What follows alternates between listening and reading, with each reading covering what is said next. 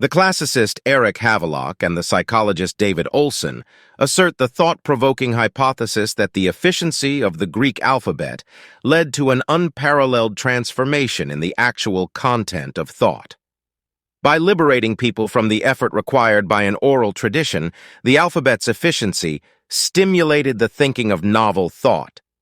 Try to imagine a situation in which the educated members of an oral culture had to depend entirely on personal memorization and metacognitive strategies to preserve their collective knowledge. Such strategies, however impressive, came with a cost.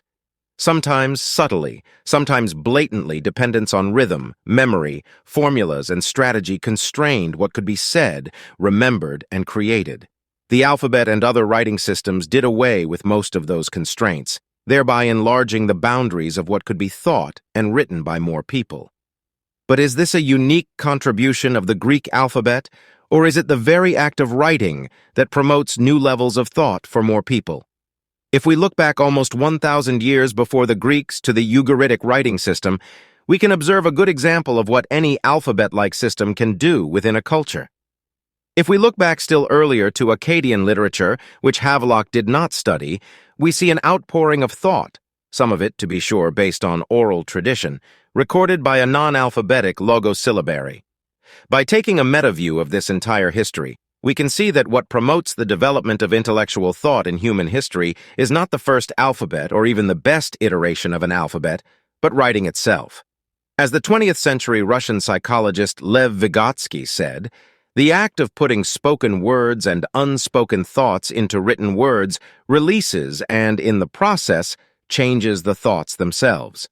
As humans learn to use written language more and more precisely to convey their thoughts, their capacity for abstract thought and novel ideas accelerated. Every child who learns to read someone else's thoughts and write his or her own repeats this cyclical, germinating relationship between written language and new thought, never before imagined.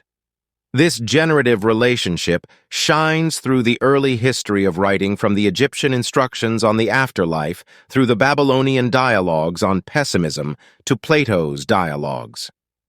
But within this history of writing, there is no debate that one of the best examples of the creative reciprocity between writing and thinking is the Greek alphabet. From a cognitive perspective, therefore, it is again not that the alphabet uniquely contributed to the production of novel thought, but rather that the increased efficiency brought about by alphabetic and syllabary systems made novel thought more possible for more people, and at an earlier stage of the novice reader's development. This, then, marks the revolution in our intellectual history, the beginning democratization of the young reading brain.